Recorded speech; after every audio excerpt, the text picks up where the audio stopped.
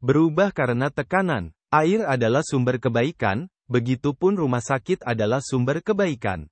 Mengapa? Karena rumah sakit sejatinya adalah rumah misi kebaikan, di mana pelayanan yang dihadirkan adalah sebuah kebaikan dalam membantu pasien dari sakit menjadi sehat.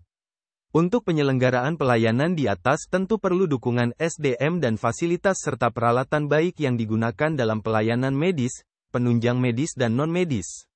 Oleh karenanya untuk memberikan pelayanan terbaik kepada pasien dalam proses penyembuhan diperlukan pemenuhan standar kualitas pelayanan yang dalam hal ini dikontrol melalui Komisi Akreditasi Rumah Sakit atau KARS.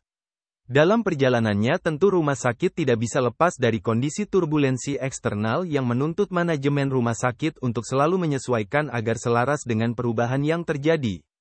Perubahan radikal yang terjadi saat ini dan dialami oleh seluruh rumah sakit adalah hadirnya pandemi COVID-19. Pandemi COVID-19 tentu berdampak sistemik terhadap kondisi rumah sakit dengan munculnya lonjakan kunjungan pasien COVID-19 dan dalam waktu bersamaan.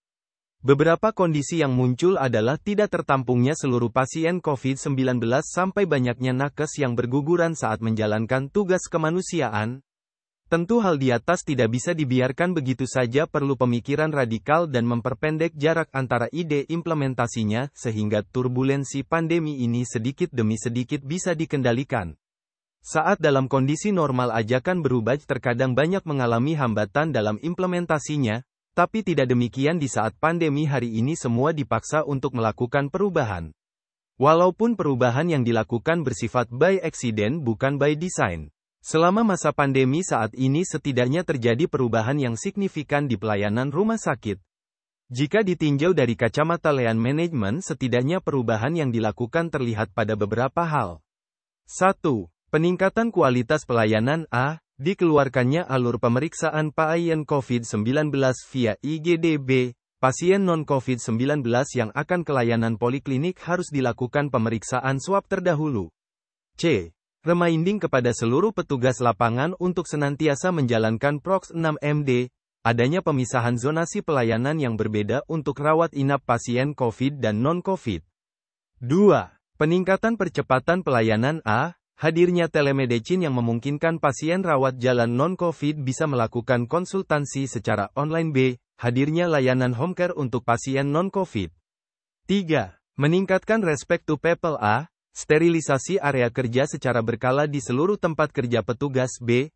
Pemenuhan safety bagi seluruh karyawan yang bekerja di rumah sakit. C. Apresiasi bagi nakes dan dokter dari manajemen maupun dari pihak eksternal. 4.